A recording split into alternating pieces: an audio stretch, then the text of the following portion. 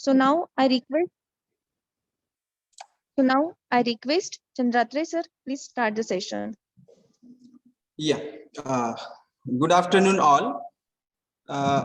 In morning session, your basics of ladder diagram, ladder programming was covered.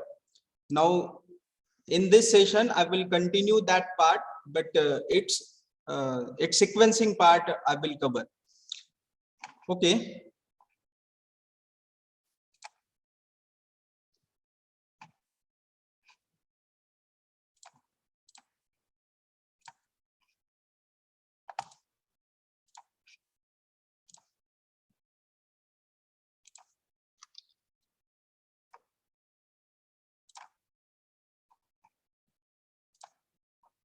Yeah, yes, my screen is visible to all of you. Yes, sir. Okay. Yes, Okay. sir. Thank you. Thank you. In morning session, we have Mr. Kumar sir have covered your basics of ladder diagram and programming. Now in that, I will add on some part. Now here in morning session, we have seen.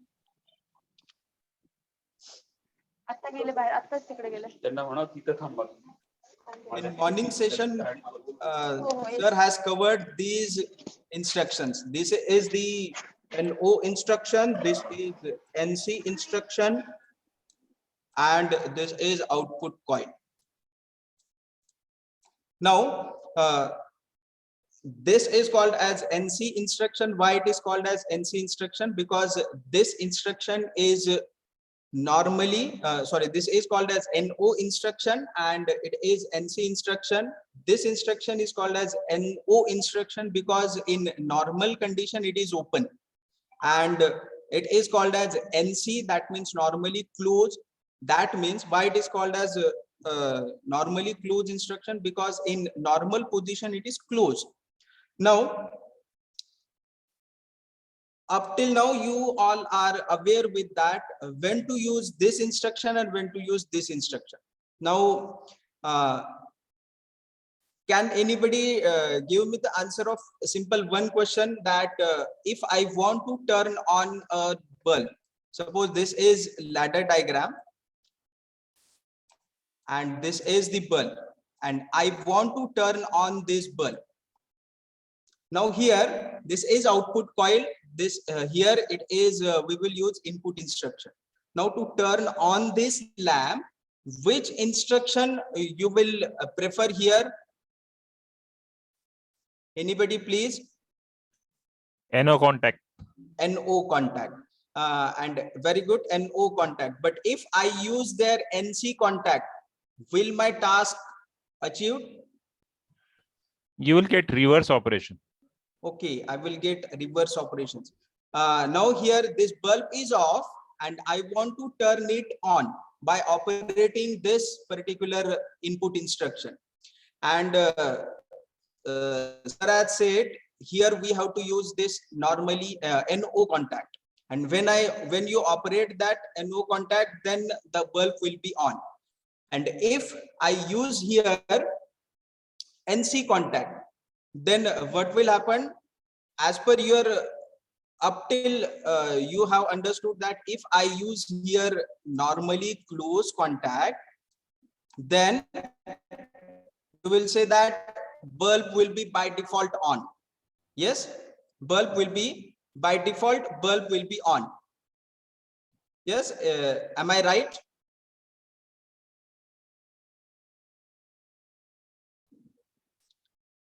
Yes, correct. If I use here another, I'm drawing another ladder diagram. This is NO contact, this is bulb output. Now here this bulb will be by default on and this bulb will be off. Is it so? Is I am correct, or there is something correction? Yes, what do you think? So you are correct. Yeah. Okay, I will say I am not correct. Because by using any instruction, you can turn on the bulb.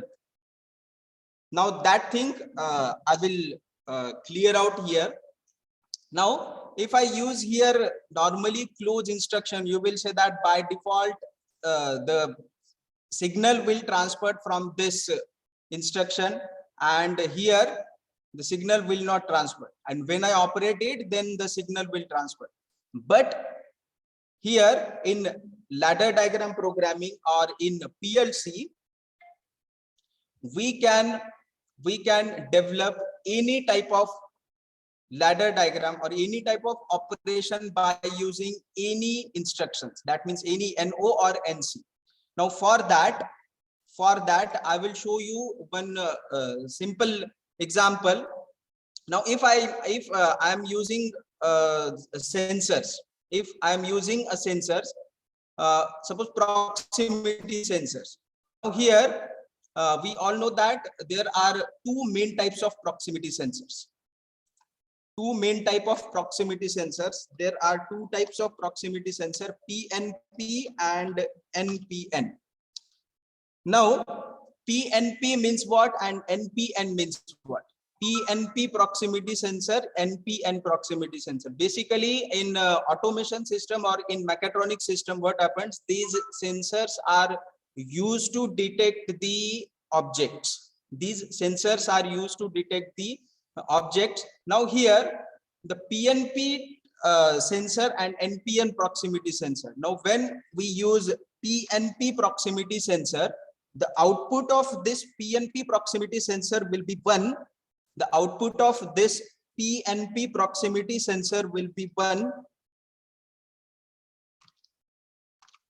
when there is no any object. And in normal condition it will give you 0. This is the case. And same here for NPN, the output of proximity NPN proximity sensor will be 0 when there is object, and the output of NPN proximity sensor will be 1 when there is no any object. Now in that case how we will design this ladder diagram. In this type of examples I will show you. Suppose I am having a conveyor belt. This is the conveyor belt. Here I have connected here one proximity sensor. This is the proximity sensor. This is this. Here I have here PLC. This proximity sensor is connected with PLC. Now here the task of this particular scenario is when there is object at this point A, that means starting point of the conveyor belt. When there is object, at that time this conveyor belt should be rotated and the object will start moving forward direction. Now for that, here I will use one simple motor. Here this is the motor which is used to rotate the conveyor belt. Now this motor will be connected with a relay. This motor will be connected with the relay, and this relay will be connected with the PLC. This is the PLC. Now suppose if this is the sensor which is PNP, this sensor is PNP sensor. Now if this sensor is PNP type, suppose there is object at this point A, starting point of the conveyor belt, then what will happen, this PNP sensor will sense the object, and this PNP sensor will generate output signal, and that output signal will be logic 1, or we can say that it will be plus 24 volt DC, 24 volt DC. That output will be 24 volt DC. When there is object at the starting of the conveyor belt, this sensor will sense the object, presence of the object, and that presence will be acknowledged by this sensor, and the sensor will send signal to the PLC. Now the signal coming from the sensor is logic 1. Here logic 1, that means there is the object at the starting of the PLC, at the starting of the conveyor belt. Now what will happen, this PLC will immediately send signal to the relay, and relay will get energized, and this relay will provide appropriate required supply to this motor. It may be single phase, it may be 3-phase, and according to that this motor will start rotating, and as motor rotates, this conveyor belt starts moving. A conveyor belt also starts rotating, and this object will move. Now when this is the condition when there is PNP proximity sensor. Now if there is no object available at the starting point of the conveyor belt, at that time what will happen, this PNP sensor will generate zero signal, and that zero signal will be transferred to the PLC. And as a PLC is getting zero signal from the PNP proximity sensor, at that time what will happen, the PLC will not send signal to the relay, and the motor will be in its stop condition. This is the operation of PNP PNP proximity sensor. If I am using here, instead of PNP proximity sensor, if I use here NPN proximity sensor, then the scenario will be reversed. What will be the scenario? If I am using here NPN proximity sensor, then what will happen when there is object at the starting point of the conveyor belt, then that NPN proximity sensor will generate zero signal when there is object, and that zero signal will be transferred to the PLC. And as the zero signal is coming from the NPN proximity sensor, then PLC will send signal to the relay, and relay will get energized and motor starts rotating.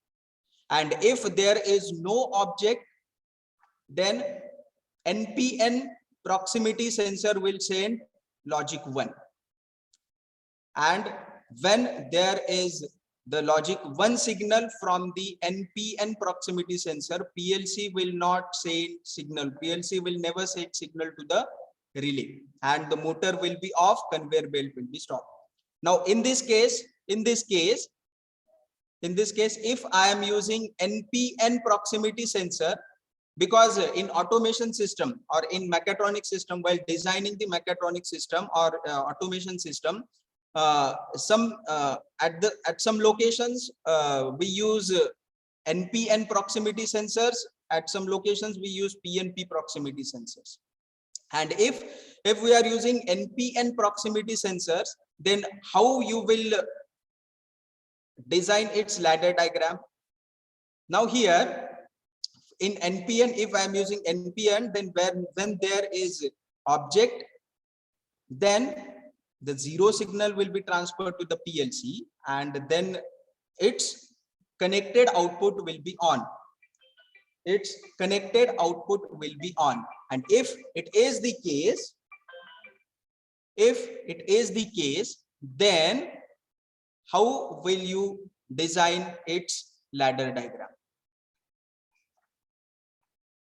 Yes, any guess?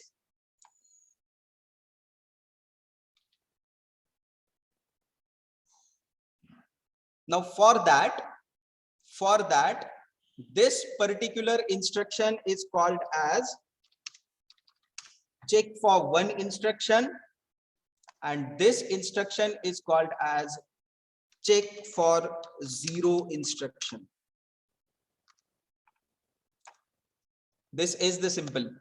Now this instruction, okay, definitely it is NO contact, but logically when you develop the ladder diagram, at that time if you call it as check for 1 instruction, then it will be more easier to understand. And this is NC, normally close contact. Instead of that, if you call it as check for 0 instruction, then it will be more easier. Because now see here, if I am using NPN proximity sensor, at that time if this is the instruction, if I am using check for one instruction here. Now here, what will happen? Now this instruction is connected with the status of the proximity sensor, status of the sensor. This instruction is interconnected with the status of the sensor. Now whatever the status of the sensor, now what will be the status of the sensor? The status of the sensor will be either 0 or 1. Depending on the condition, required condition, you have to use proper instruction check, either check for 1 or check for 0. Now this check for 1 and check for 0 instructions has two status. These instructions has two status. That status are true and false. Now in certain condition, this check for one instruction is true, and for other condition, this check for one instruction is false. Same thing is applicable for this check for 0 instructions. For certain condition, it is true, and for other condition, it is false. Now, when this check for one instruction is true, and when this check for instruction will be false. Now, if you observe its name, check for one, that means this instruction is used to check one, logic 1 with its connected address. This instruction is used to monitor logic 1 where it is connected. Where it is connected means what? If this instruction is connected with a particular sensor, now its duty, the duty of this or function of this particular instruction will be it will check the one status of the sensor. That means the output of sensor is monitored by this instruction, and whenever the output of sensor is 1, this instruction will be true, and when this instruction is true, the signal will flow from this point to this point. Okay, and this instruction is used for check for one instruction, check for one status. Now same, if this instruction is interconnected with this sensor, suppose I am using this PNP proximity sensor. Now when there is object at the starting point of the conveyor belt, now when there is object, at that time this PNP proximity sensor will generate logic 1. This PNP proximity sensor will generate logic 1. That means output of sensor will be 1, and that 1 will be transferred to the PLC, and the representation of this PNP proximity sensor in ladder diagram is this instruction. Okay, this instruction, we have used this instruction, check for one instruction, as the representation of this sensor in the ladder diagram. Now what will happen? Whenever the output of this sensor will be 1, immediately this instruction will become true. This instruction will become true, and whatever the signal available, that signal will be transferred to the output. This is about the check for one. And if suppose there is no any object at the starting point of the conveyor belt, then obviously this PNP proximity sensor will generate logic 0, and the function of this sensor, this particular instruction is check for one. This instruction will be true when there is logic 1 only, and when there is no object, this is generating 0, this instruction will become false. And as this instruction is false, what will happen? As this instruction is false, this signal, whatever the signal available, that signal will never reach to the output. That means output will be off. Okay, this is about check for one. Now let's discuss about the check for 0 instruction. Now what will happen if I use here check for 0 instruction? Suppose instead of this I am using check for 0 instruction, and here PNP proximity sensor. Now what will happen when there is object? This PNP proximity sensor is generating logic 1. this PNP proximity sensor is generating logic 1. And if I am using check for 0 instruction for this sensor in the ladder diagram, then what will happen? The function of this instruction is check for 0. When there is 0 at the output, then and then this instruction will be true. That means the signal will flow from this point to this point. And when there is logic 1 at the output of this sensor, which is represented by this check for 0 instruction in the ladder diagram, which is connected with the relay, then what will happen? When there is 1, this instruction will be false. And if this instruction is false, the signal will never pass to the relay, and whatever the output you have connected, and the output will be off.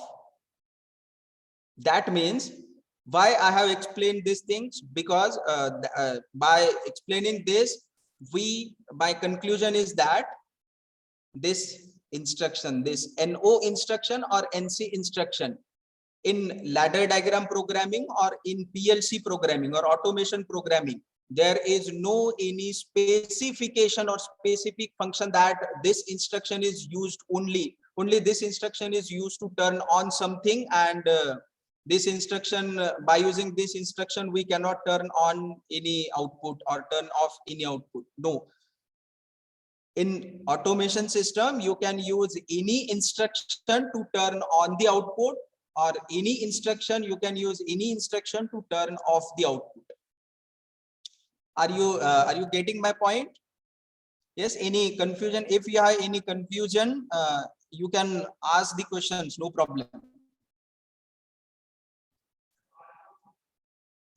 Yes, any doubt?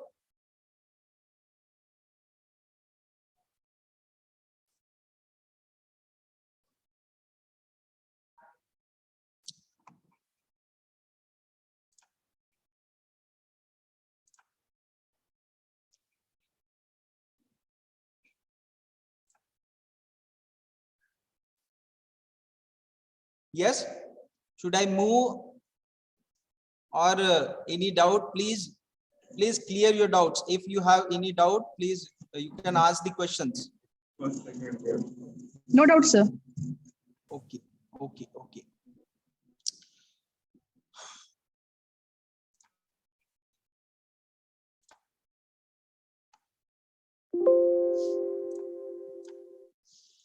Okay, if you have clear with this,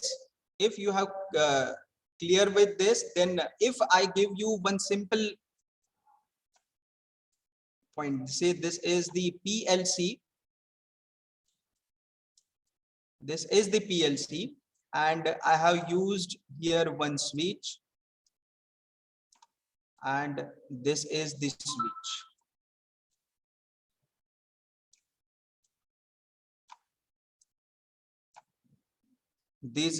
These switches are connected to the 24-volt DC, and here this is output light 1. This is switch 1. This is switch 2. Now, if I ask you, this is the hardware condition. This is the automation system, basic automation system we have designed, hardware. If I give you certain conditions, the condition is L1 is on when L1 is on when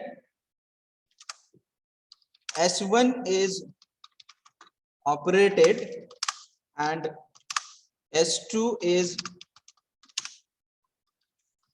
not operated.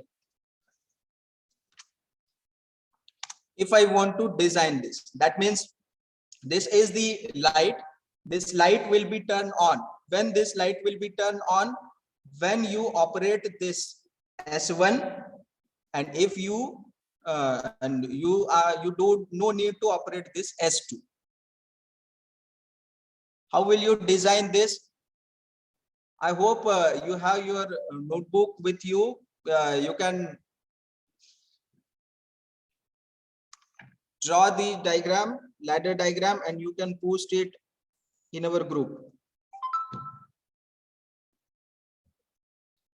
If you have understood the discussion, what I have discussed, then it will be very much easy for all of you to design this particular ladder diagram.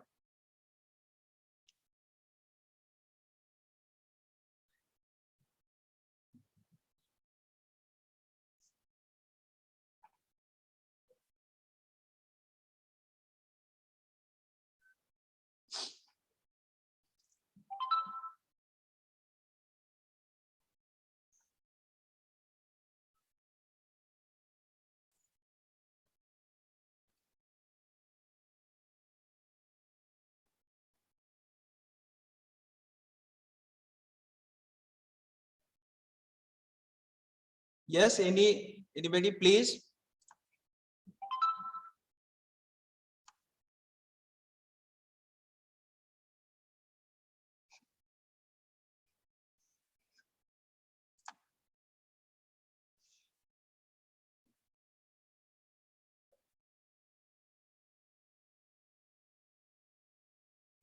This is the output. This output will be on when you operate this switch 1 and you are not operating this switch 2.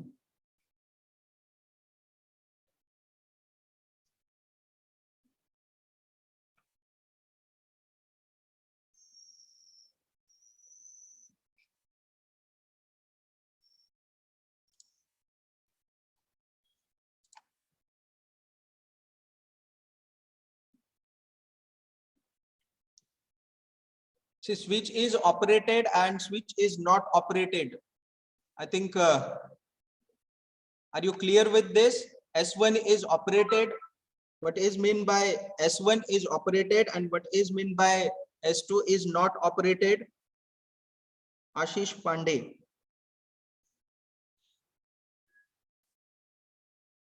Okay. Yes.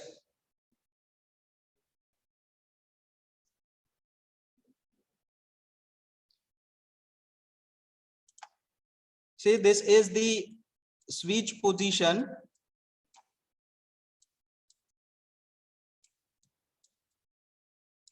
See, these are the two probable switch positions. Now, this position is called as NO, normally open position, and this position is called as normally closed position. Now here, when this switch is in this NO position, at that time this switch will generate logic 0.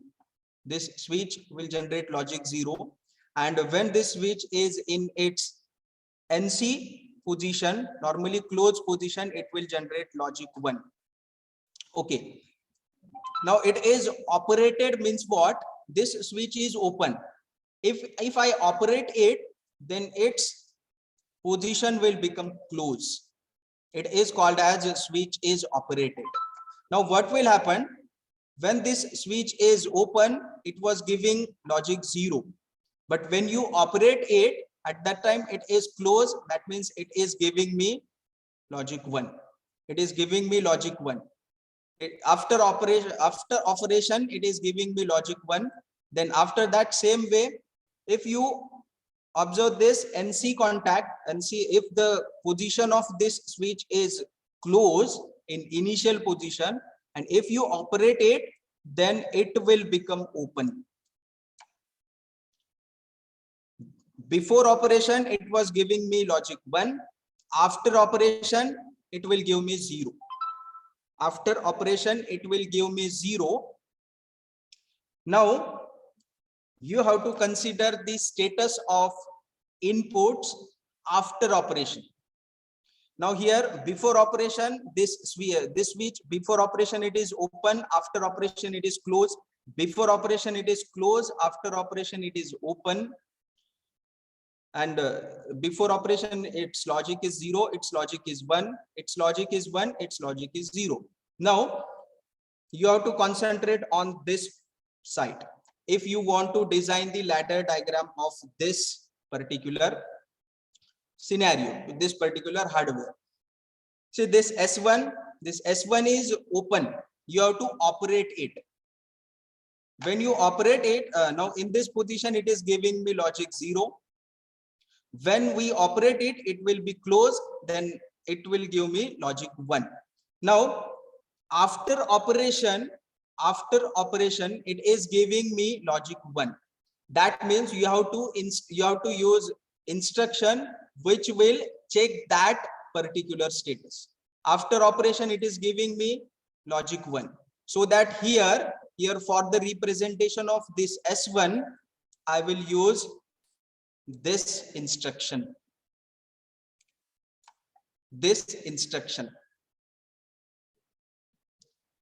See, this is the before operation. After operation, it will be closed. After operation, it will give me logic 1, and this instruction is used.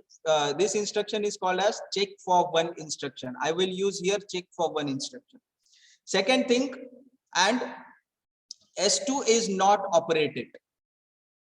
Light 1 will be on when you S1 is operated.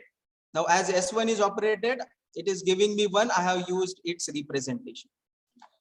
And S2 is not operated. That means you don't have to change the position of the S2. You have to keep the S2 as it is. Now what is the position of S2? It is closed, and in closed position it is giving me 1, and you don't have to operate it. And if you don't have to operate it, it is giving me 1. You have to use here check for 1 instruction. Now this light will be turned on when S1 is operated and S2 is not operated. Let me see. Yeah, Sanjay ji, correct.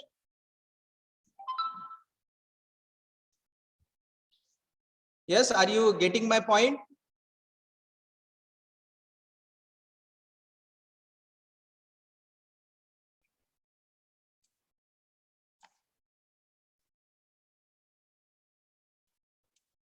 Next thing,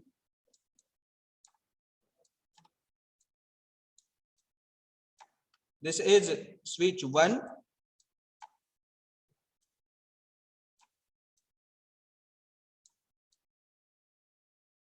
This is switch 2.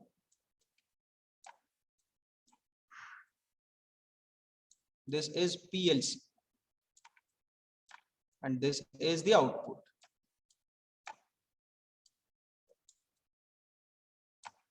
Now, the condition is light will be on when S1 and S2 are not operated. That means without operating S1 and S2, light should be on. This is the one condition for this. Another condition, second ladder diagram, light will be on when S1 is not operated and S2 is operated.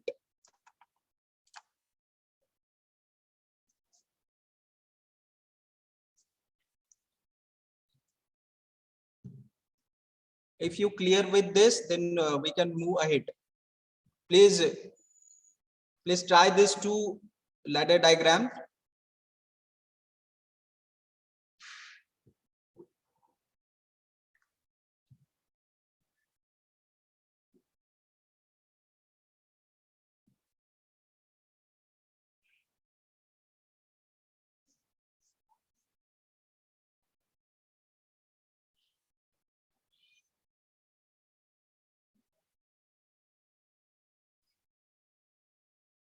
This will be separate, this will be separate.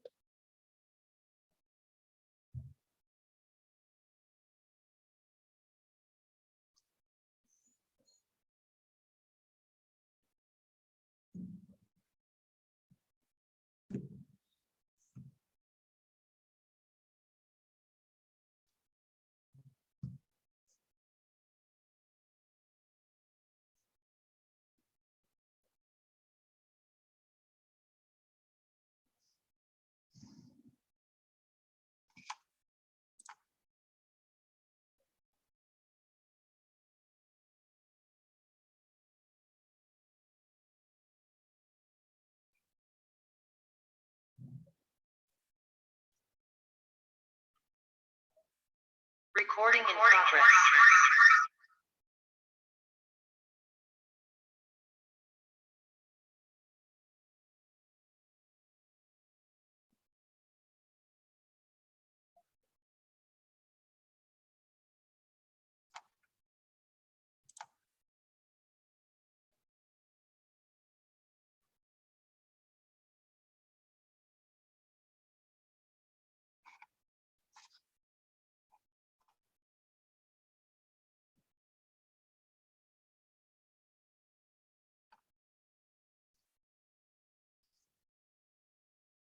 Yes.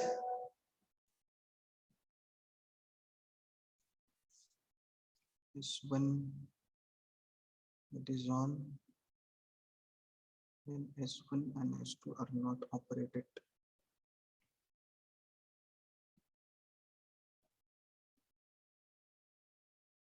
That is on when S1 is not operated and S2 is operated.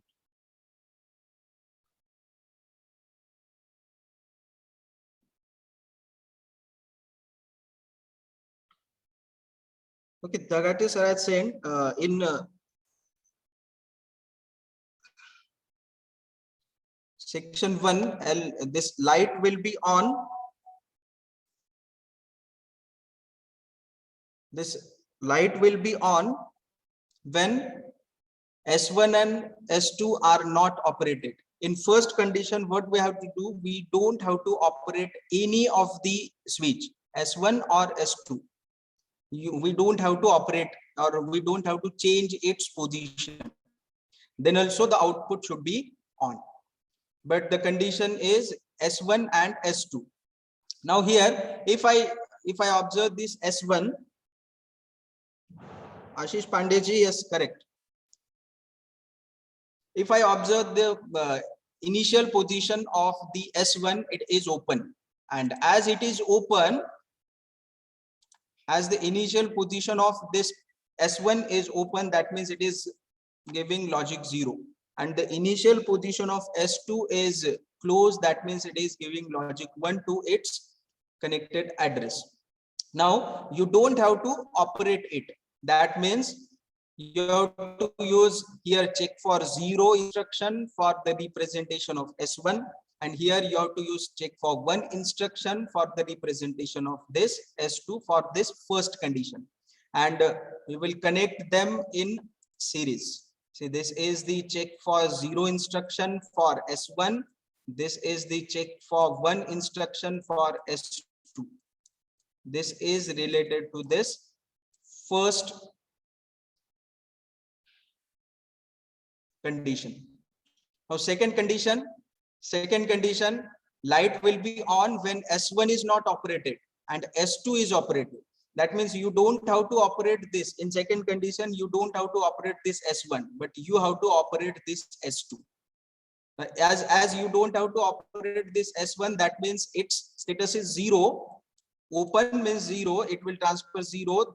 We will use here check for 0 instruction for S1, and here you have to change its position.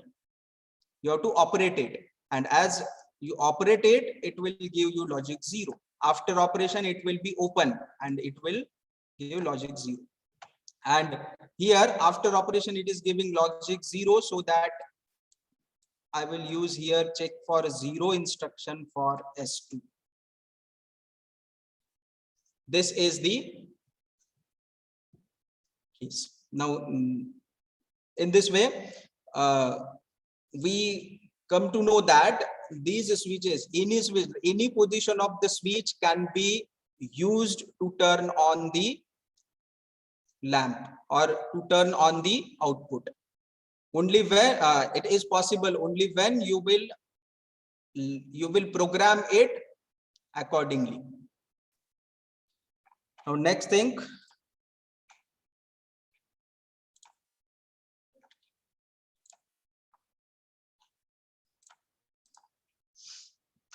okay, this was about check for 1 and check for 0 instruction, and some it's practical hardware wise positions we have discussed. Now next point is timers and counters. Next instruction, we are going to learn about the timers and counters. Now, what is the applications of this timers and counters? Now, timer is nothing but a delay. It will give a certain delay in the operation of automation system. Now, one simple operation I can explain here. See, this is the check for one instruction, and this is the output. Now, if I operate this instruction, if this instruction is true, what will happen? Immediately this output will be on. Suppose this is S1, this is B1. Now, when this switch 1 is operated, the bulb 1 will be immediately on. But in some scenarios, in some conditions, what are the requirement? If I operate this S1, the B1 should not be immediately turned on. It should be turned on after certain time delay. This is the basic requirement of timer. In industry, timer has major applications. Now, if I want to do this type of ladder diagram, then what I will do, I will connect here timer. I will put here timer, and after that it will given to the bulb. Now, what will happen in these two ladder diagrams? As I operate this S1, the bulb in this first ladder diagram, this bulb 1 will be immediately turned on. But in this second ladder diagram, what will happen if I give here 10 seconds? As I press S1, this bulb 1 will not turn on immediately. It will turn on the timer. Timer will count 10 seconds, and after that, this bulb will be turned on. Now, what operation is going on here? Before operating of the timer, the bulb is off, and after completion of the timer process, the bulb will be turned on. That means you are turning on the output which is off. If you are doing this type of operation, then that timer is called as T on timer. That timer is called as T on timer. Accordingly, there are types of timer. T on timer, then next one is T off timer, and third most important timer is pulse timer, T pulse. These are the three types of timers: T on timer, T off timer, T pulse, TP timer. Now, what is the use of this T on, T off, and T pulse? Let's see. Now, this T on timer is used to turn on the device which is off. You want to turn it off after certain delay. For that application, this T on is used. And the application of T off is if device is on and you have switched off its suppose this B1 is on. Now this B1 is on and you have turned off this switch 1. And if you put here T off timer of 10 seconds, then what will happen? As soon as you turn off this switch, the bulb will not turn off immediately. It will turn off after 10 seconds. If this is the requirement, then in that case, we have to use T off timer. And T pulse timer, I will discuss about this T pulse timer after detailed discussion of this T on and T off. Now, how these operations happens in the timer? For that, we have to understand the structure of the timer in the PLC. What happens? The timer has basically 3 status bits. Timer has 3 status bits. First status bit is EN, enable terminal. Second status bit is TT, timer timing. And third status bit is DN, that is called as done bit. Now these 3 status bits, according to these status bits, the timer operates its operation. Now, what is the function of this En, Tt, and Dn? Let's understand this. Now, En means enable terminal. This En means enable terminal. Now, what is the function of this enable terminal? Now, see, when you operate this S1, after operating this S1, the status or the signal from this S1 will be given to the timer. Now, will be given to the timer. In that timer, that signal will be applied to this enable terminal. That means the timer will be turned on. That is okay. Whatever the signal coming from the sensors, coming from the switches, or coming from any input device, that will be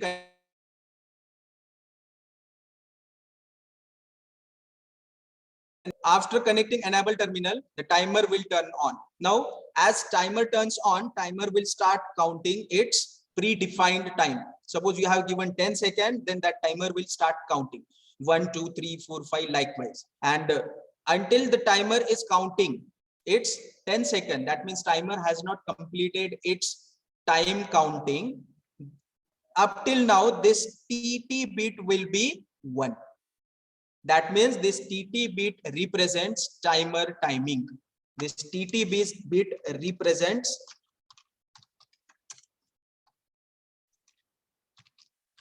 timer timing. Now, what is meant by timer timing? Timer timing represents that timer is still counting its time. Timer is still counting its time.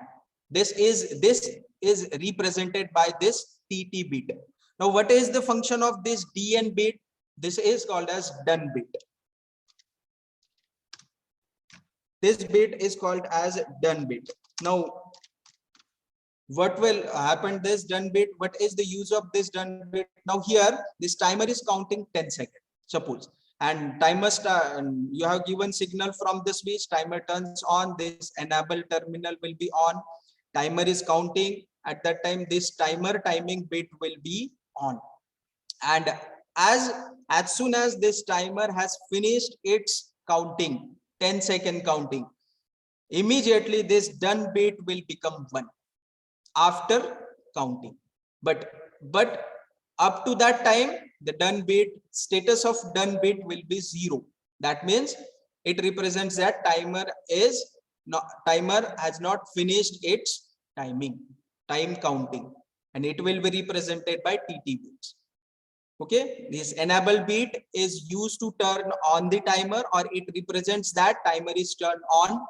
After that, this TT bit represents that timer is counting. That means timer has not finished its counting, and whenever timer finished its counting, it will be represented by this done bit. Now please tell me, if I want to turn on the device after 10 seconds, if I want to turn on this bulb after 10 seconds, where you will be connect this bulb with the timer? Timer has 3 status bits: enable, TT, and done bit. Out of these 3 bits, where you will connect it? The output device will be connected to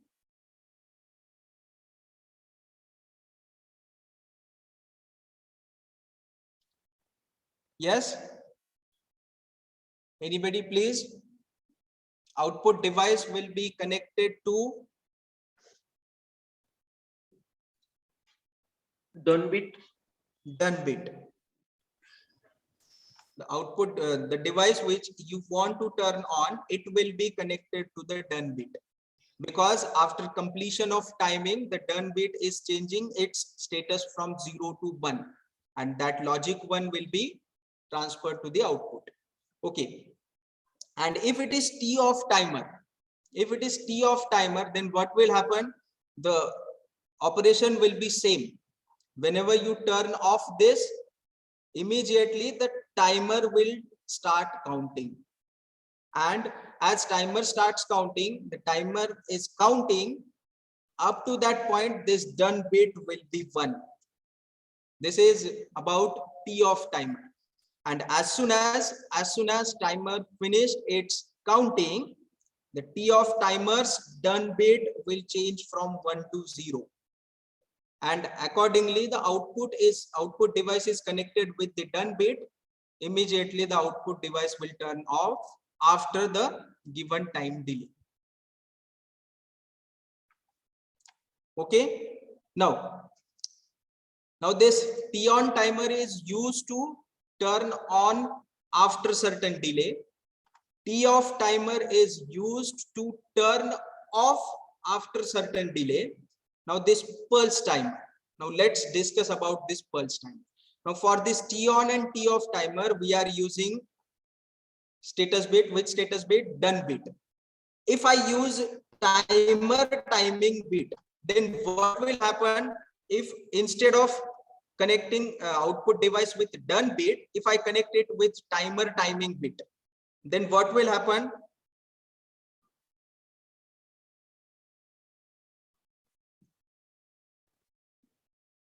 What do you think? What will happen in that case?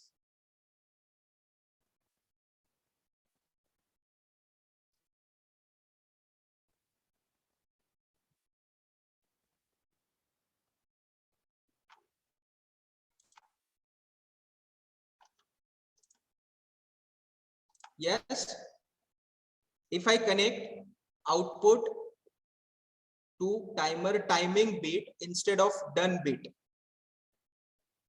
then that timer will work as pulse timer, TP timer. Then how will be the operation of that timer?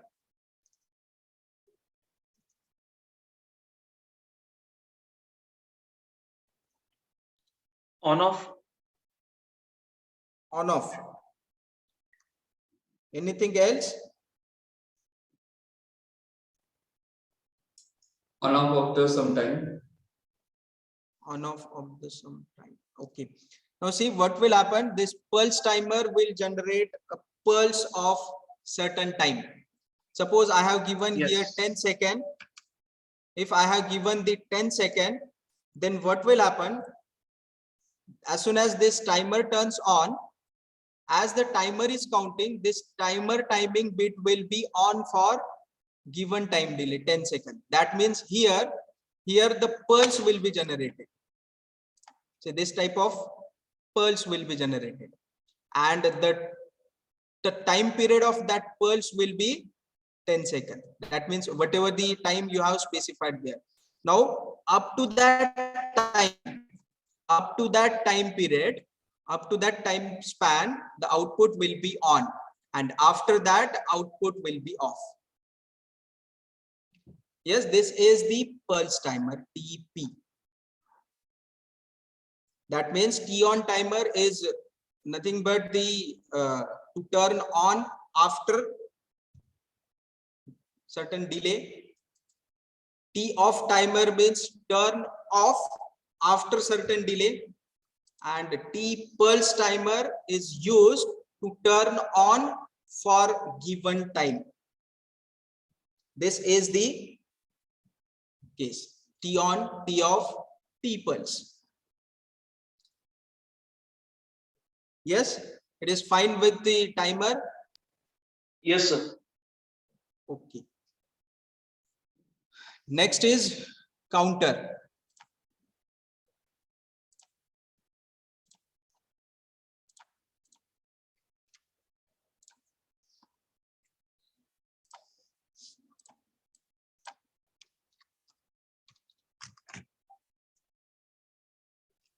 Now, counter is nothing but the instruction or arrangement which is used to count certain objects.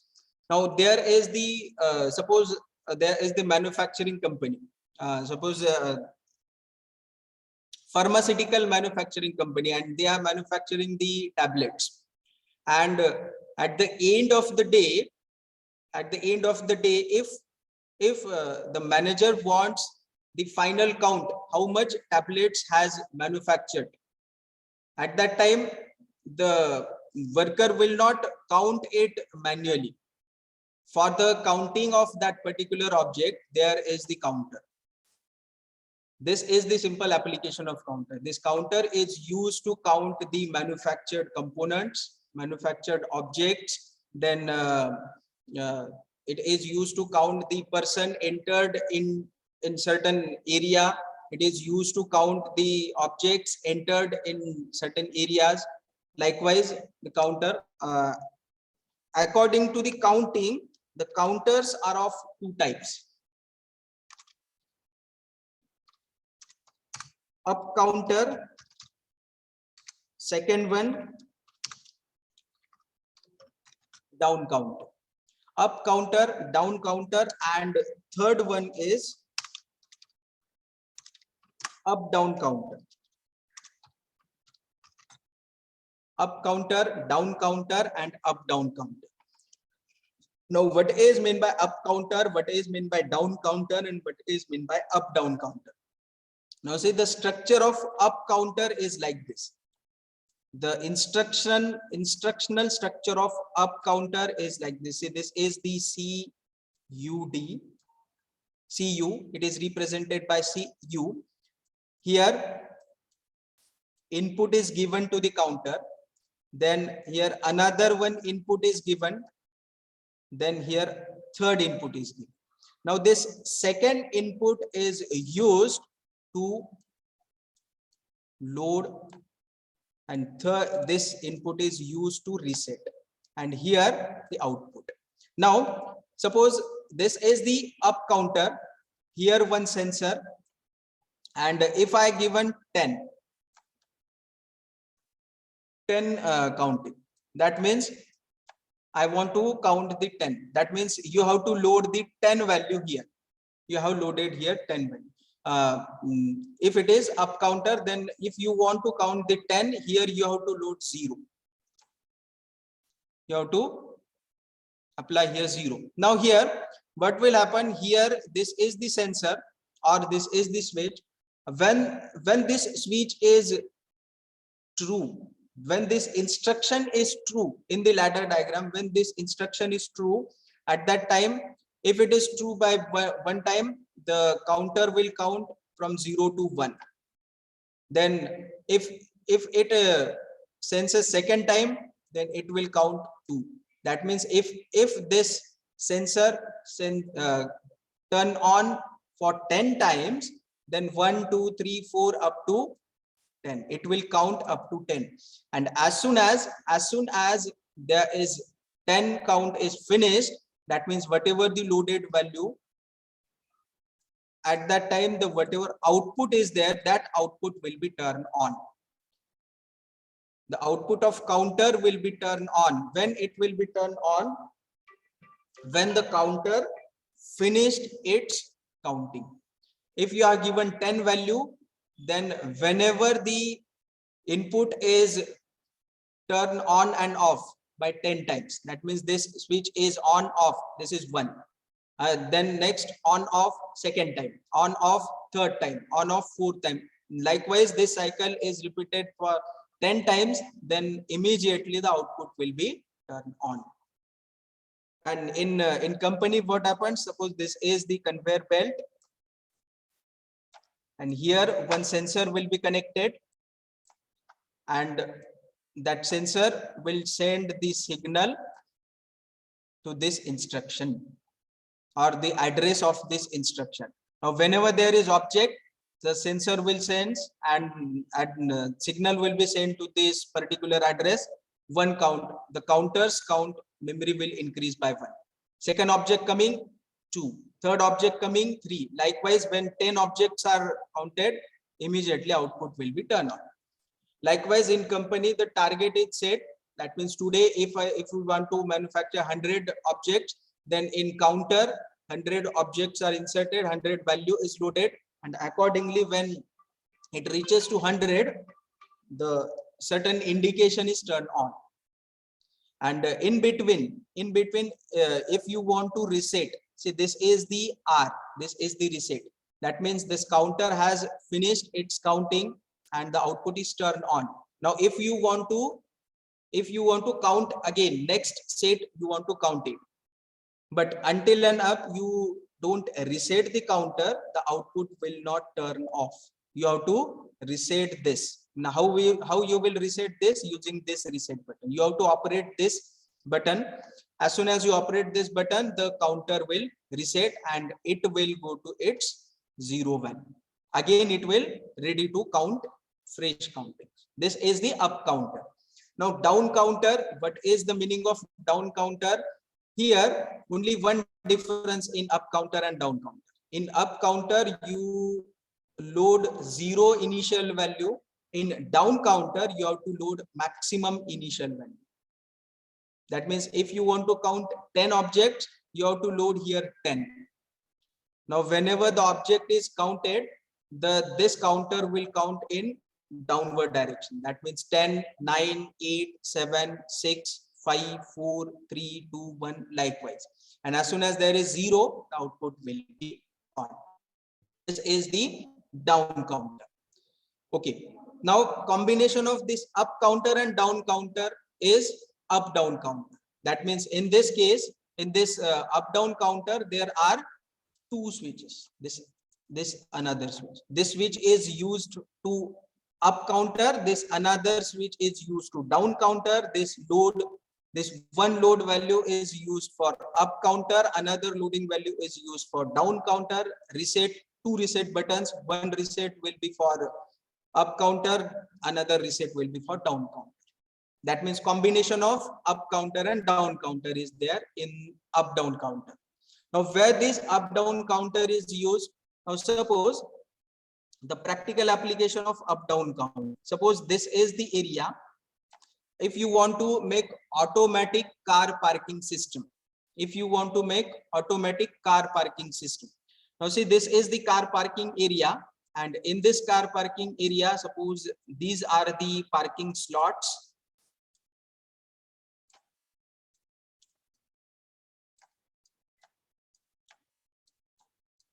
This 9 car parking slots are there. Here it is entry and this is the exit. From here cars will get out and here cars will enter in. Now if these are the automatic gates, this in gate is automatic, this out gate, exit gate is open for all time. Now this input gate will automatically close or open. It will be automatically close or open according to the vacancy of the car parking. Now how this happens, how this will happen, there is counter. Now here we will use counters. Now when car enters from this entry point, what will happen, the up counter will increase its count. When car enters, the up counter will increase its count. Okay, the car will park anywhere, and suppose all the 9 parking slots are full, then at that time the up counters count will be 9. That means the output will be on and this gate will close. In gate will be closed. The output of up counter will be connected to the closing position of the door.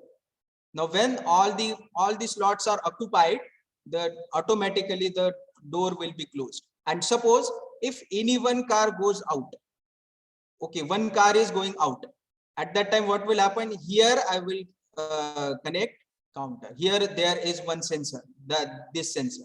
Now when this sensor senses one car is going out, at that time what will happen, down counter will be in process.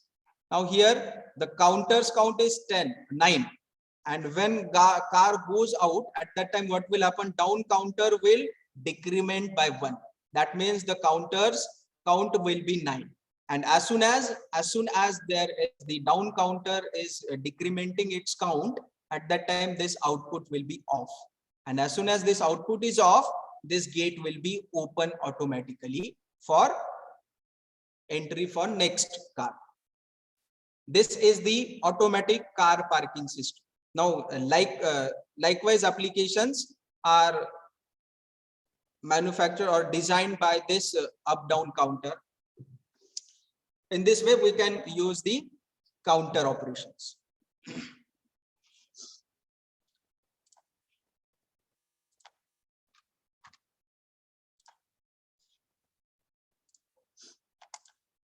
Next is addressing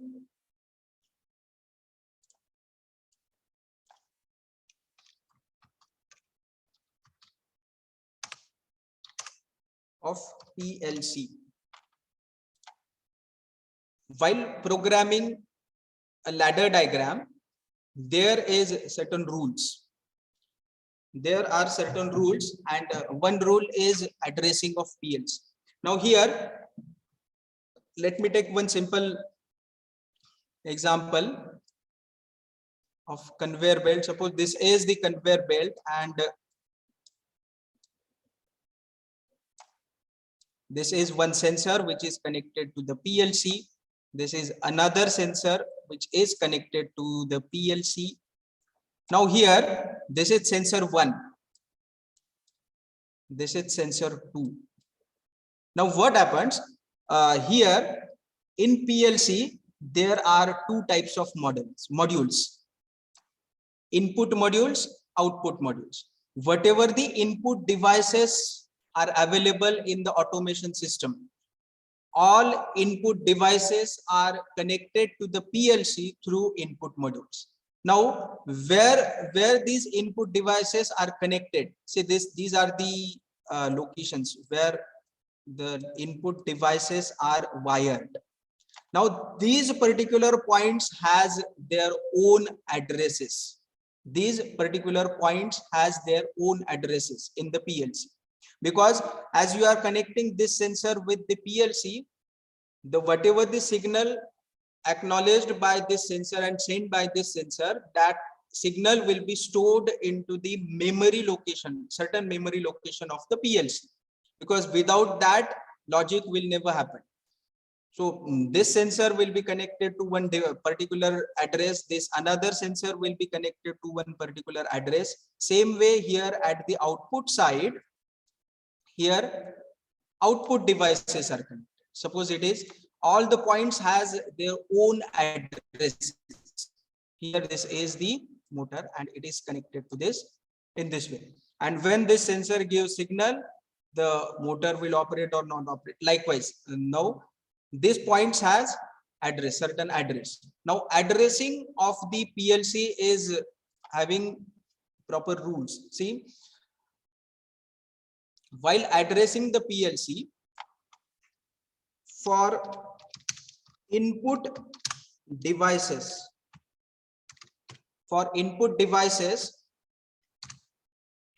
we use I as the identification.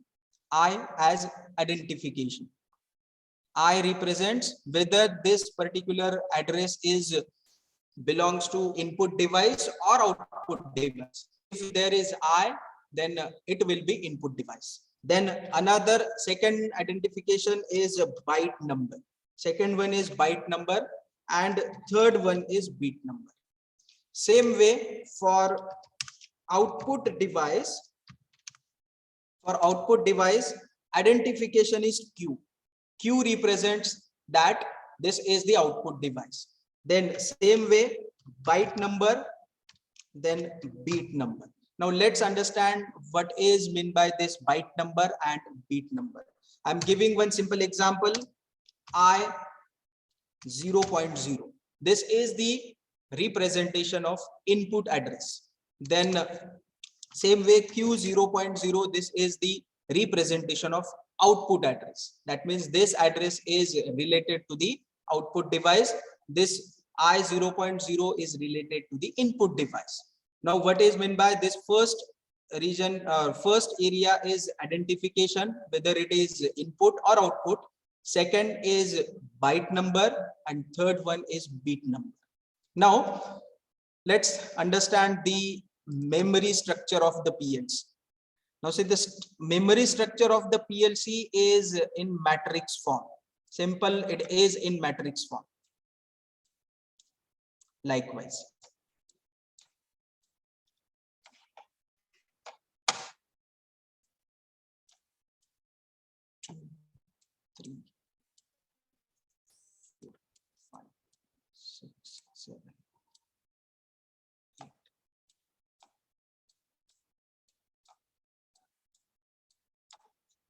Okay.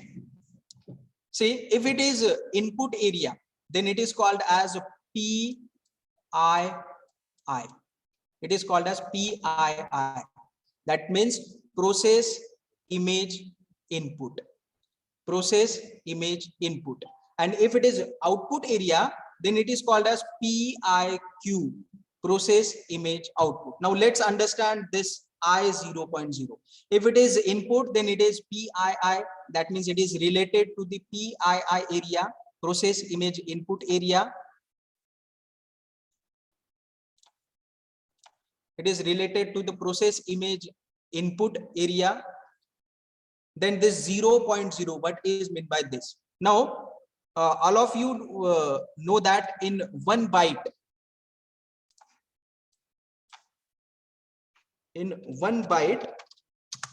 there are 8 bits. In 1 byte, there are 8 bits. Now, this is the matrix structure of the memory location of the PLC. This horizontal lines or horizontal blocks represents byte numbers, and this columns represents bit numbers. Rows are the representation of byte number, columns are representation of the bit numbers. Now, if you observe this will be the byte number 1. See, this is the byte number 1. Now, under this byte number 1, these are the bits 1, 2, 3, 4, 5, 6, 7, 8. Likewise, these are the bits. Now, if I am using I 0.0, if I am using I 0.0, then see, this is the bit number 0. This is a bit number 0, bit number 1, bit number 2, bit number 3, bit number 4. Likewise, 0, 1, 2, 3, 4, 5, 6, 7. Likewise, if any instruction is, if I have given address to any instruction as I 0.0, suppose this S1 I have given in instruction as I 0.0, then this S1 will send signal, or the signal coming from the S1 will be stored into this particular area only. This is called as addressing of the PLC. And if I am using I 2.3, then this is byte number 1, byte number 2, and 2.3 means 2.0, 2.1, 2.2, 2.3. This will be the now here I have used byte number 0. Then this byte number will be, instead of this byte number 1, it will be byte number 0. Here this will be byte number 1. This will be byte number 2. This will be byte number 3. This is byte number 4. This is byte number 5. Likewise, and if it is 0.0, then this will be the particular area 0.0. If it is 1.3, see, 1.0, 1.1, 1.2, 1.3. Likewise, whatever the signal coming from the input device in automation system, in PLC memory, it is stored into that particular area. Okay, same way, instead of PIQ, if I use instead of PII, if I use PIQ, then that particular memory will be belongs to output area. That means process image output. Now here, if I want to represent this particular area, then that will be Q 2.0. Why I'm using Q? Because it is belongs to output device or output memory area. Then 2.0 because this is byte number 2, and here in byte number 2 this is the bit number 0. Likewise 2.0. Okay, now while programming in ladder diagram, it is very much important to give the address to the instruction. Now suppose I am using this particular one ladder, and I have given here instruction as I 2.3. and here Q 0.0. Suppose this S2 is connected with this 2.3, this particular area. That means this instruction will be linked with this S2. This instruction will be linked with this S2. That means whatever the status is there from S2, that will be given to this particular address I2.3. That means it will be, if it is input area, then 2.0, 2.1, 2.2, 2.3, that will be stored here. And as soon as this particular area is 1, see the output area with this instruction, which output area is connected? Q 0.0. Immediately, as soon as this memory area is 1, immediately PLC will send logic 1 to this particular output area, into this EIQ area. And here, suppose this is that point. Whenever into that particular memory area PLC is sending logic 1, then that logic 1 will be given to this motor and conveyor belt starts rotating, or whatever the output is there, that output will be on. In this way ladder diagram runs in the actual hardware system. This is the simple addressing of the PLC. Now it is very much important that everywhere, whatever automation system you are designing, in that these addresses are, diagram बना के circuit बना के upload sorry, कर रहे हैं। FDP है। चलो lecture के साइड में रखा था ना, लेक्चर लेते Please come in, madam. You are 15 minutes late.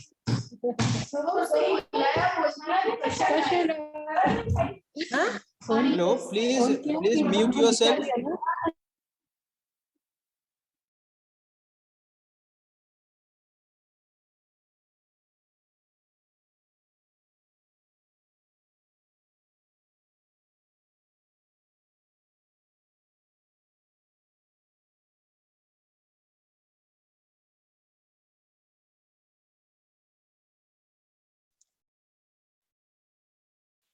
Yes, any doubt in this addressing?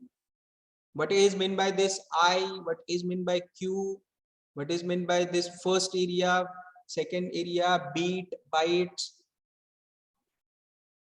Yes, any confusion in this?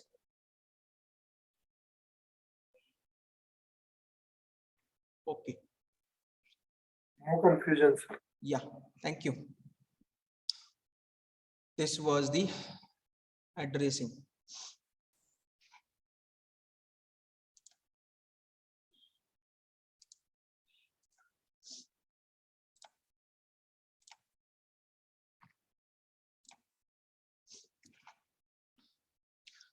Okay, now another examples, last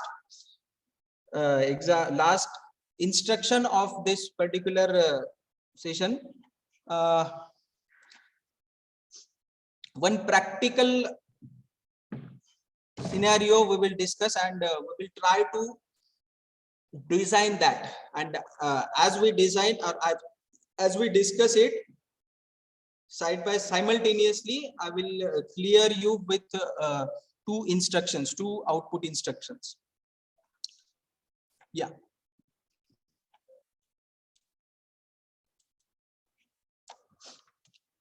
Yeah, see, this is the platform. This is the point A. Here I have connected sensor 1. Here I have connected sensor 2.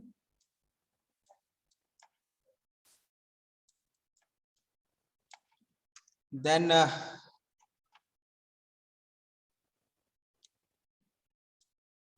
sensor 1, sensor 2.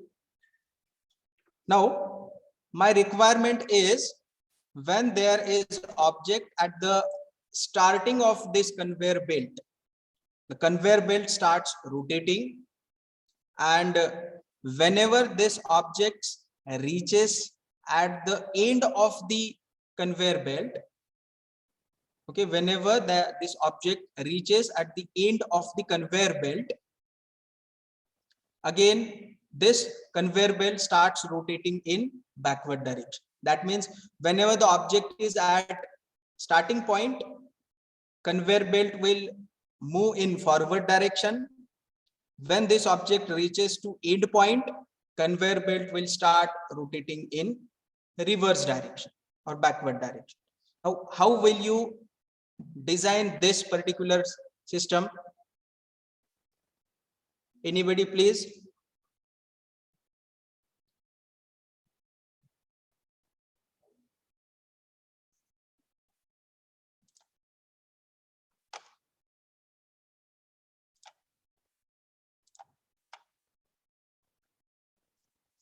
Yes, if I want to achieve this task, how will you design this?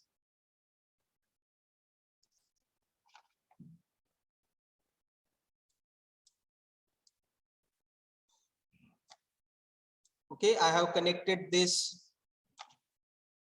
to PLC. Then I want to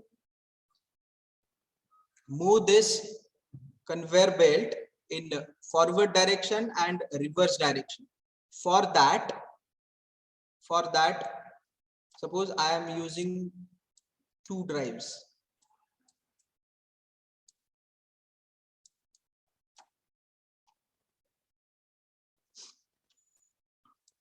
This is forward and this is reverse.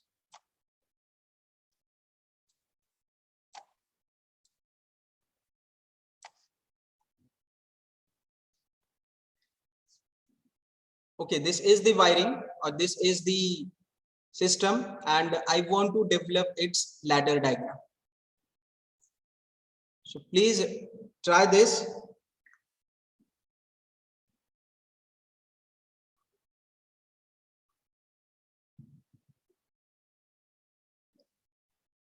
When object is at point A, that means at the starting point of the conveyor belt will move in forward direction, and as soon as it reaches to its end point, immediately conveyor belt will start moving in backward direction. And this to and fro operation should be continued.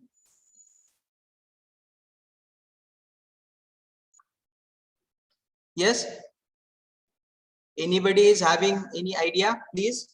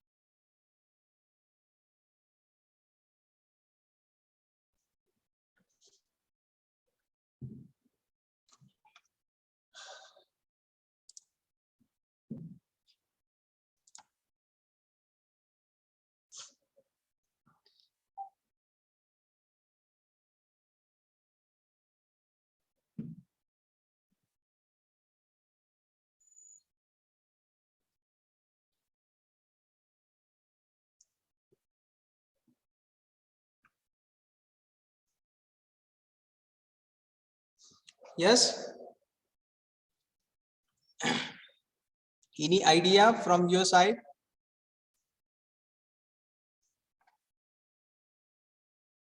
Yes, how will you implement this logic?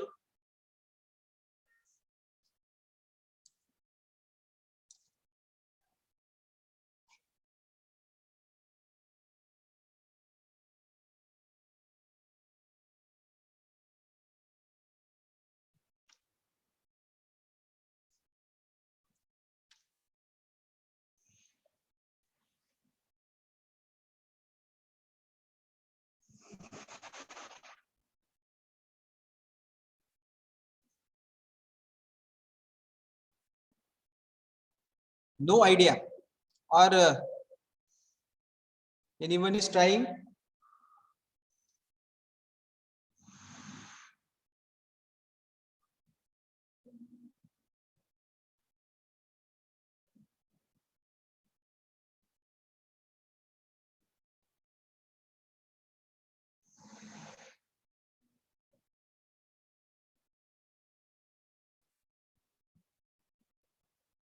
Just please, if you will not reply, then how I will come to know that are you trying or not? Or should I stop or should I go ahead? Sir, you continue, sir. You just please explain. continue, sir. We are all new here. Myself, also you knew. Okay. We are not Just much familiar with the PLC. Only recently we got the book on PLC. Okay, no problem. Very much mechanical. Now here see, if object is at the starting point of this conveyor belt, then immediately this sensor one will send signal to the PLC, and when object is at the starting point, our requirement is conveyor belt should move in forward direction. Then in this case, what will happen? This forward drive will activate and this reverse drive will be off.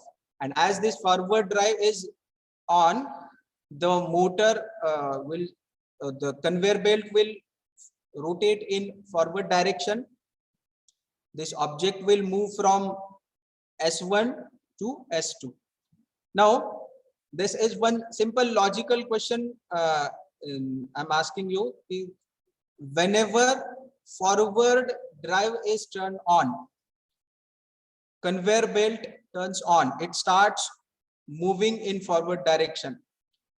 Will this object reach to end point?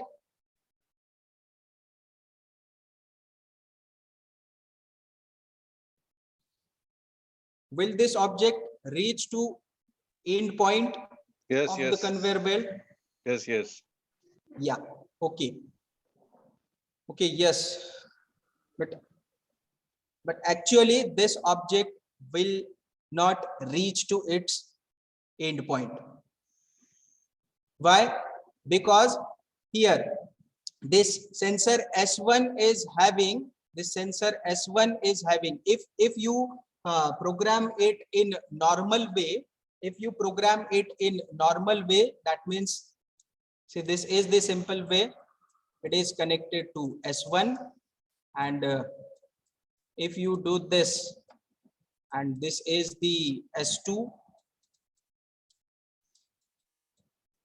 and this is reverse, this is forward. In this case, what you will say, S1 gives signal, forward will be on. This will start rotate in forward direction, and whenever object is here, S2 will detect, and as soon as S2 detects, this reverse drive will be turned on, and conveyor belt will start rotating in the reverse direction. This will not happen. Why? Because when this object is at the starting point, this S1 will sense it, but S1 is having its own sensing area. The output of sensor 1 will be 1 or high until this particular object is in its sensing area. As soon as this object goes out of its sensing area, then what will happen? This sensor will stop giving signal to the PLC. And as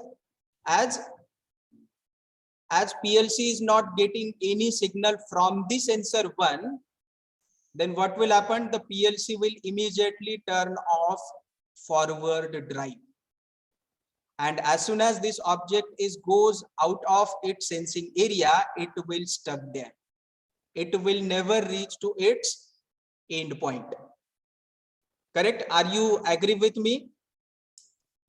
Yes, sir. Yeah. Now to overcome this, there are certain instructions, output instructions are there. Now in morning session, I think you all have learned about the latch.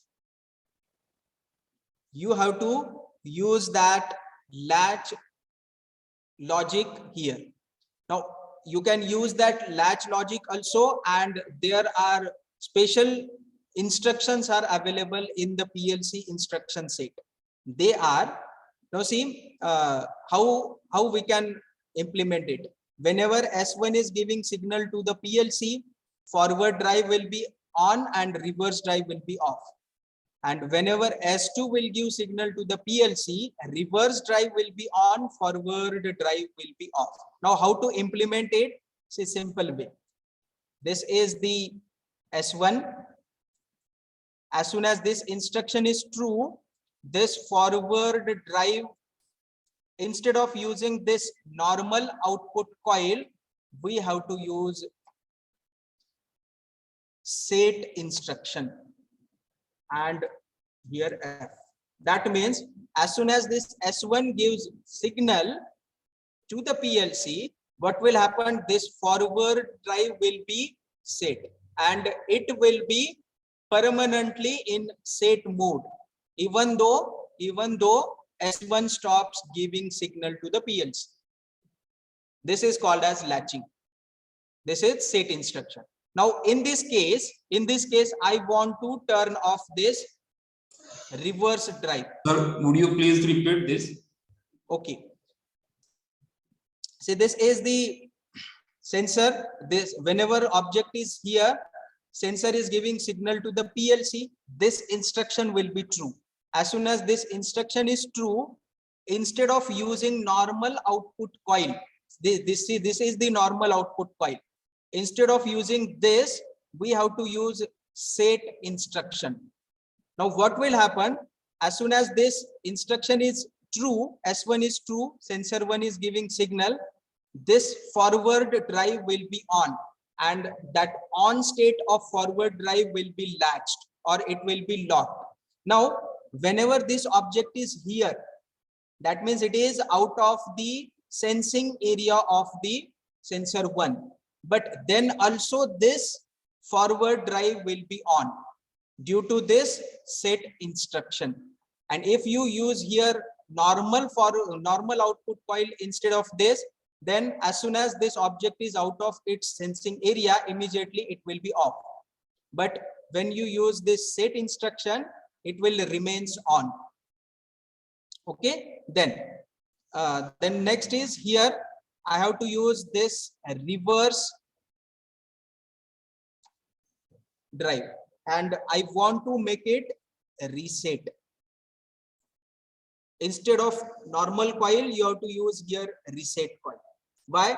Because when this S1 is activated, this forward drive will be in its set mode, whereas this reverse drive will be in its reset mode, and it will be remains in that particular condition.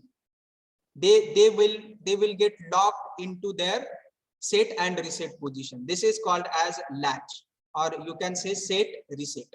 Now our problem is solved. Now conveyor belt will remains on, it will move in forward direction. This object is moving. As soon as this object reaches here, what is my requirement? My requirement is this conveyor belt should start rotating in reverse direction, and this will happen using this reverse drive. Now in this case, at this time, what is my requirement? This reverse drive should be on and forward drive should be off.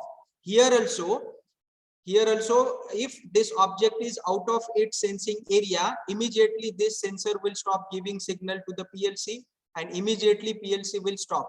But to avoid that, we have to use set and reset. Now here in second rung, I will use this S2.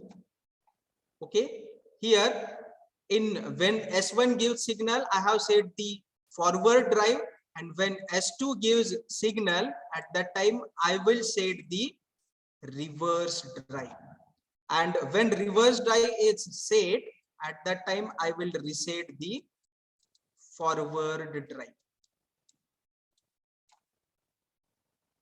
And this scenario will continue. Now what will happen? See, whenever object is here, this forward drive will set, reverse drive will reset, conveyor belt will move in forward direction. That means object will start traveling towards S2. As soon as object reaches to S2, S2 will start giving signal to the PLC. Immediately S2 conveyor belt will move in reverse direction. Whenever it will reach to S1, it will start moving in forward. Whenever it will reach to S2, it will start rotating in reverse direction. Now this is the locking condition. Now if I want to make it off,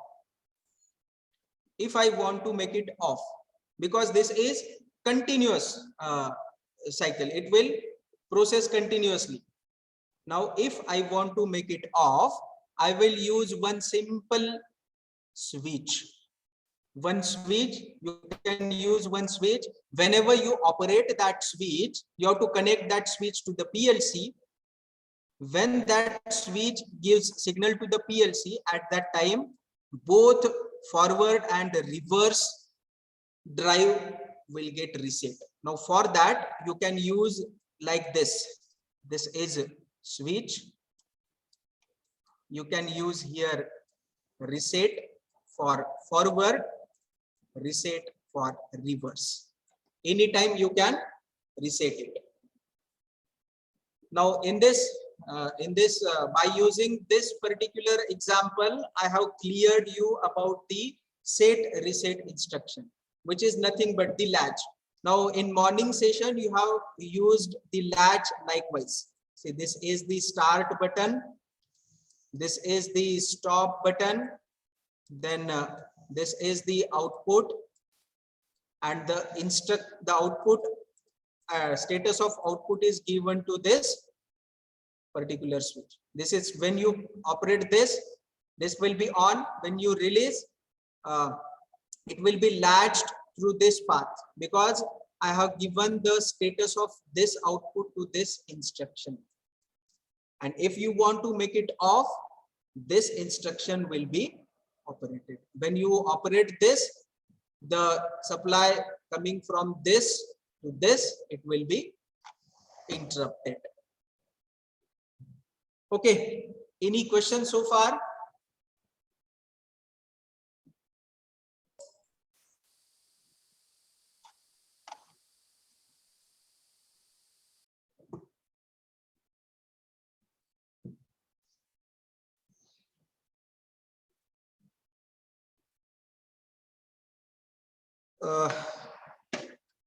Okay, all of you have the courses link with you.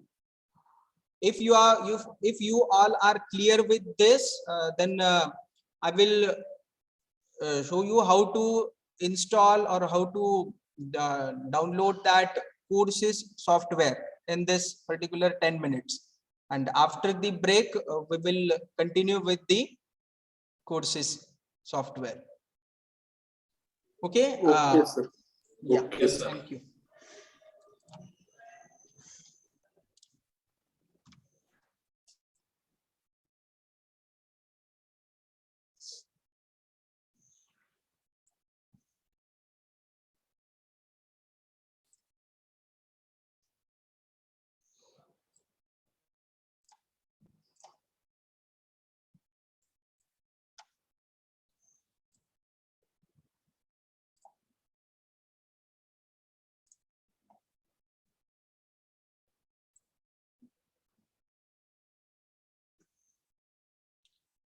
Just a minute, let me take that link.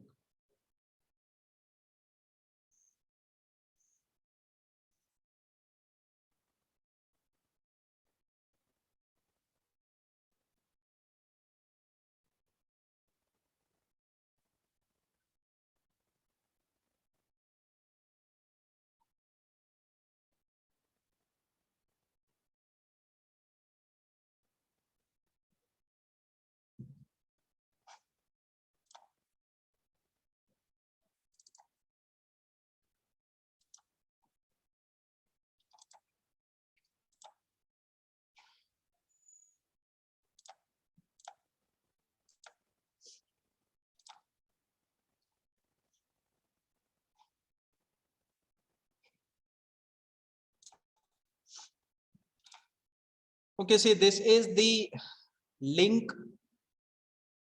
I think all of you have this link. So please observe the procedure. It is very much easy to install. Please double click there. Then it will get opened into the drive. Then please download that file.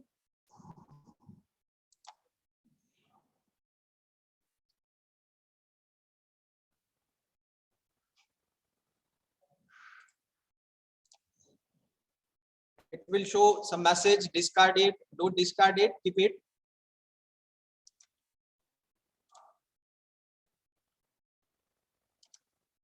Yeah, you can extract it or extract it in a downloaded section, or you can extract it in the on the desktop also, no problem. Okay, after extraction, please open the folder.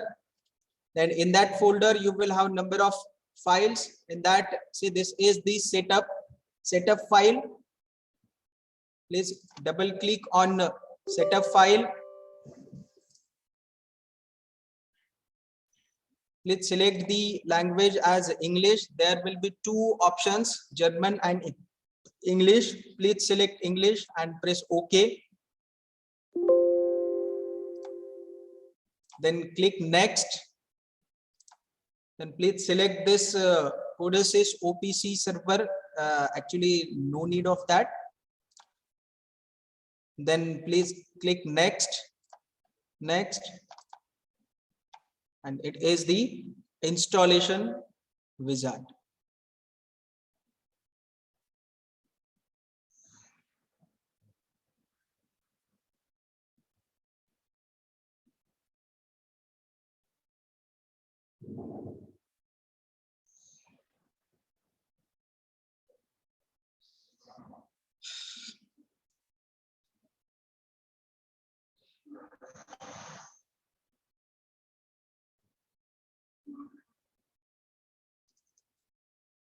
Okay, now you will have this type of window.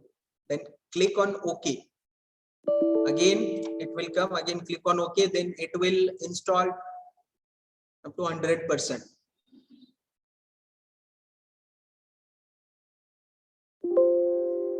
Okay, finished. Yeah. Now, if you go to the start menu, see here, Codesys.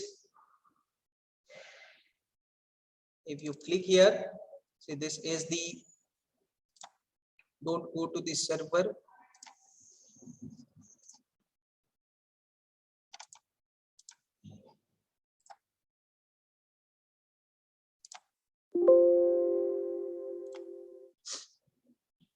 And it's server design.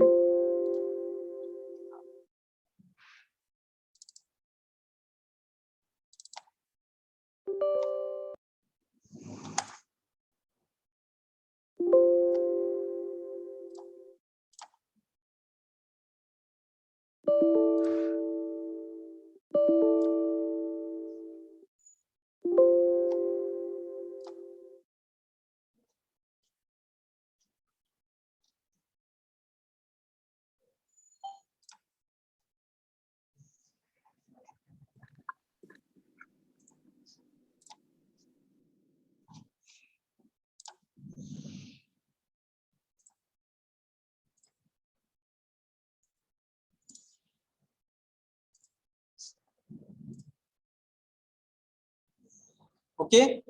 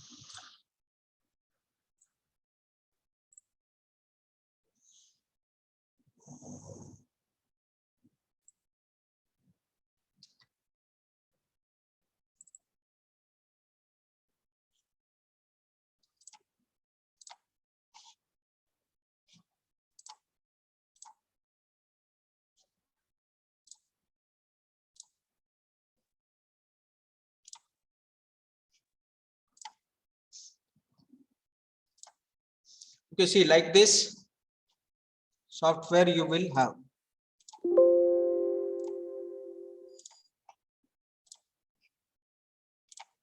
You can search here.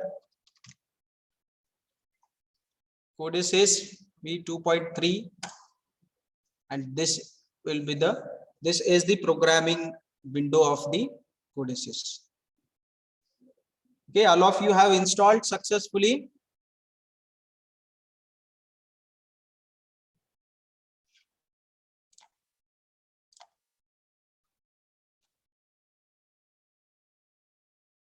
Okay. Okay, any questions?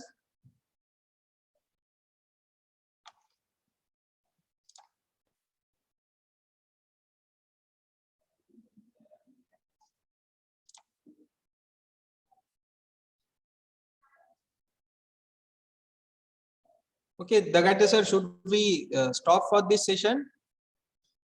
Yes, sir. If there is no question, we can stop. Yeah, yes. Thank you, sir. Broker sir is there. Holkar sir.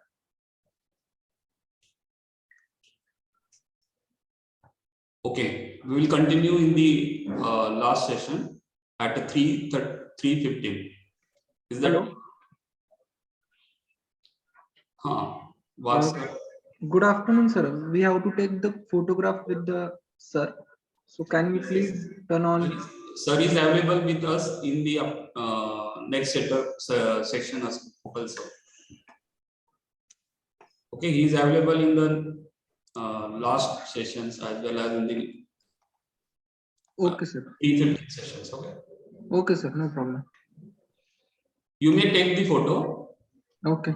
So it is requested to all participants, please turn on your camera so that we can have the photograph with respected sir.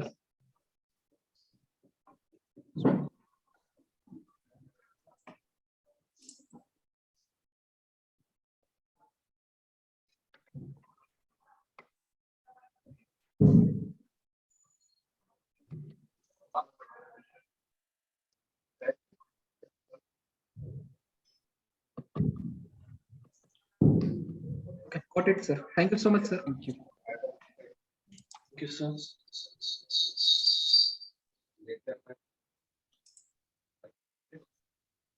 Okay, all participants, please come back at 3:15.